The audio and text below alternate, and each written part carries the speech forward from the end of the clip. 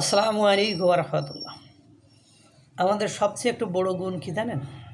সেই গুণটা হলো আমার দলের লোক বা আমার মানসিকতার লোক যেটা বলে ওটাই ঠিক, আর বাকিরা যা বলে ওটা ভুল। বাংলাদেশ স্বাধীন হয়েছে 53 বছর। এই 53 বছরের ইতিহাসে এদেশে বড় বড় বাঘা বাঘা মুক্তিযোদ্ধা আছে। এই 53 বছরের ইতিহাসে কেউ কোনো দিন বলেনি যে স্বাধীনতা যুদ্ধের ইতিহাসটা এরকম। শেখ মুজিব মারা গেছে 1975 সালে।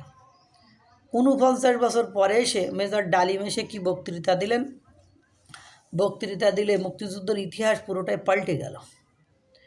এখন এদিকে বঙ্গবীর কাদের সিদ্দিকী উনি আছেন, মাহমুদুর রহমান মান্নানা কি বলে দেয় ওর মান্নানা, আরব যে মুক্তিযোদ্ধাগুলো আছে জেডাই খান পান্না, তারপরে আরও যে মুক্তিযোদ্ধাগুলো আছে তারা যে ইতিহাস বলে এই ইতিহাস নাকি সব ভুয়া ইতিহাস, মিথ্যাও ইতিহাস। এই ইতিহাস কোনোভাবে স্বীকৃত নাই। তো ডক্টর কামাল হাসান সেদিন দেখলাম বললো যে একটা কোয়নাটা হিসেব, তো উনি বলছেন যে ভারতের সাথে নাকি 7 দফা চুক্তি হয়েছিল। তো উনি আবার একথা বললেন যে 7 দফা চুক্তি যদি কেউ প্রমাণ করতে পারে তাহলে আমি ফাঁসির দড়ি গলায় দেবো। এরপরে আবার আসমা আব্দুর রব যিনি বাংলাদেশের পতাকা প্রথম উত্তোলন করেছিলেন উনিও সেদিন দেখলাম বললো পতাকার অবমাননা নিয়েও উনি কথা বললেন, জাতীয় সঙ্গীত নিয়েও কথা বললেন, বিভিন্ন লোকজন কথা বললেন। তাহলে এখন কথা হলো এই আগে বুঝতে হবে যে কে কোন মেন্টালিটির। মেজর ডালিমের কথায় বর্তমান সময়ের কোনো কিছু চেঞ্জ হবে না, পাল্টাবে না, কারণ এই ইতিহাস প্রত্যক্ষ এবং পরোক্ষভাবে কেউ না কেউ আগে বলছে। অনেক ইতিহাস তিনি বলেছেন।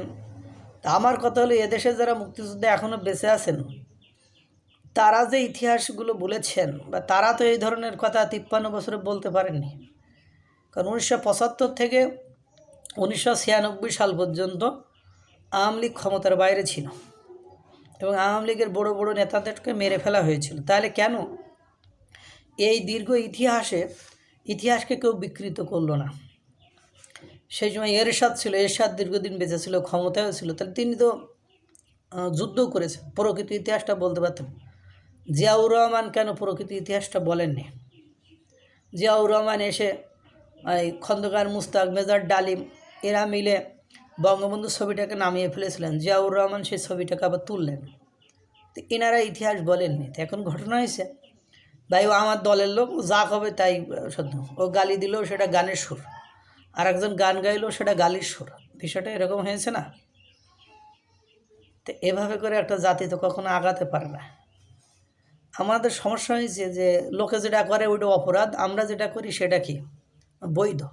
যেমন নির্বাচনের বিষয়টা, শেখ হাসিনা বা আওয়ামী লীগ সরকার এদেরকে নাকি নির্বাচন করতে দেয়নি, এই জন্য স্বৈরাচার, কথা বলতে দেয়নি স্বৈরাচার। এখন আপনারা যখন ক্ষমতায় আসলেন বা আপনাদের কাছে নিয়ন্ত্রণ আসলো তখন কি করবেন? আপনারা যারা অপরাধী তাদের বিচার করবেন, বাকিদের তো নির্বাচনে আসতে দেবেন নাকি? না, আপনারাও সেই একই পথে হাঁটবেন। তাহলে আপনার আইডিওলজির সাথে তার আইডিওলজির পার্থক্য কোথায়?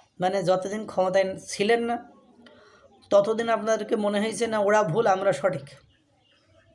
এখন আমাদের দেশের ভাই করুণ অবস্থা। কোনো সেটা ব্যবসায়ীরা দেখলাম বলছে যে সন্ধ্যার পরে আর মানুষ নিরাপত্তাহীনতার কারণে রেস্টুরেন্টে যায় না। এরপরে যখন আবার ভ্যাট বেড়ে যাবে তখন তো আরও রেস্টুরেন্টে যাবে না। তাহলে এগুলো নিয়ে তো কেউ কথা বলছেন না, কোনো রাজনীতিবিদরা কথা বলছেন। আপনারা জনগণ নিয়ে কাজ করেন, জনগণের জন্য আদর্শ, জনগণকে ভালোবাসেন। তো কী ভালোবাসেন যে জনগণের জন্য কিছুই করছেন না?